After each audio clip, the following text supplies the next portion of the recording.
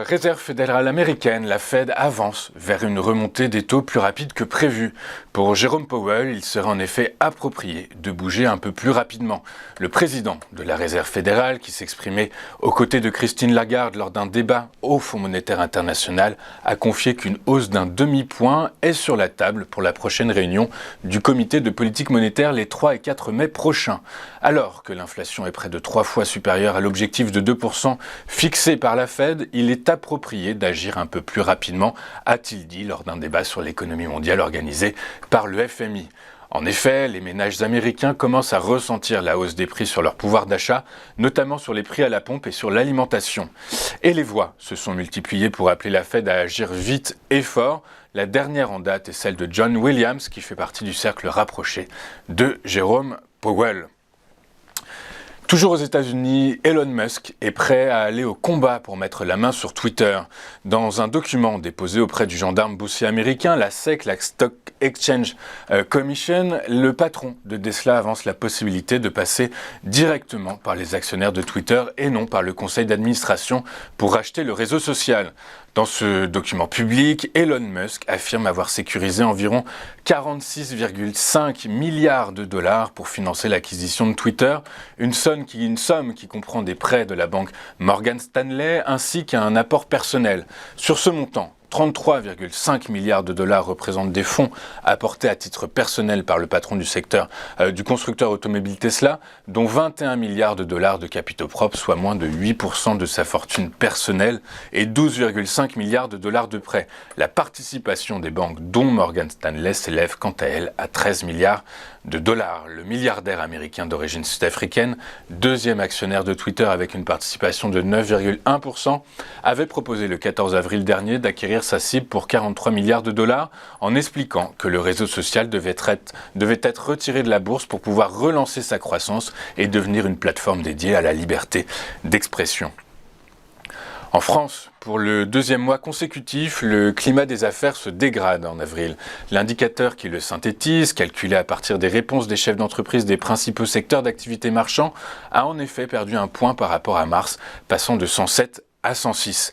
Il était à 112,7 en février, un très haut niveau proche des records de juin et novembre 2021. Cette dégradation du climat des affaires, initiée depuis mars, s'explique par la guerre en Ukraine qui a aggravé l'inflation et les difficultés d'approvisionnement des entreprises. L'indice du mois d'avril reste néanmoins encore au-dessus de sa moyenne de longue période, calculée à 100, et bien supérieur à son niveau pendant la crise puisqu'il était resté constamment sous la barre des 100 entre mars 2020 et avril 2021. Avant de poursuivre notre émission, je vous propose un rapide coup d'œil sur la séance d'hier à Paris. Le CAC qui a clôturé pour la deuxième fois consécutive dans le vert, il s'adjuge 1,36% à 6715 points dans un environnement microéconomique porteur. Des performances d'entreprises qui témoignent de la résistance de ces dernières dans un contexte de tensions obligataires, de guerre en Ukraine, de tassement de l'activité en Chine et d'anticipation de resserrement monétaire de la part des banques centrales. C'est donc une vraie performance de la part des entreprises cotées à Paris. Parmi les principales hausses, nous retrouvons les secteurs des industries qui s'envolent de 2,25%, des biens de consommation en croissance de 1,59%, le secteur des matériaux de base progresse également de 1,27% et de la tech qui croît de 1,16%. On notera dans ces secteurs les belles performances de Verallia qui a pris 11,42%, de SPI dont le titre signe une hausse de 5,03%, de Ruby qui prend 5,17%, de ArcelorMittal en hausse de 3,05% et enfin de Clara Nova en croissance de 3,85%. Seuls les services aux consommateurs ont marqué le pas hier avec un repli de 0,38%. Carrefour et Danone reculent respectivement de 2,95% et 0,57%. Les prix du pétrole ont conclu hier les prix du pétrole ont conclu en hausse hier, les marchés devenant préoccupés par un resserrement de l'offre avec la fermeture des sites pétroliers en Libye. En effet, la production pétrolière libyenne est de nouveau otage de divisions politiques avec une vague de fermetures forcées de sites pétroliers, conséquence de l'affrontement entre deux gouvernements rivaux. Dans ce contexte, le Brent a pris 1,43% et s'est changé hier à 108,33 $. Le WTI, quant à lui, s'est apprécié baissier de 1,01% à 103,79$ le baril.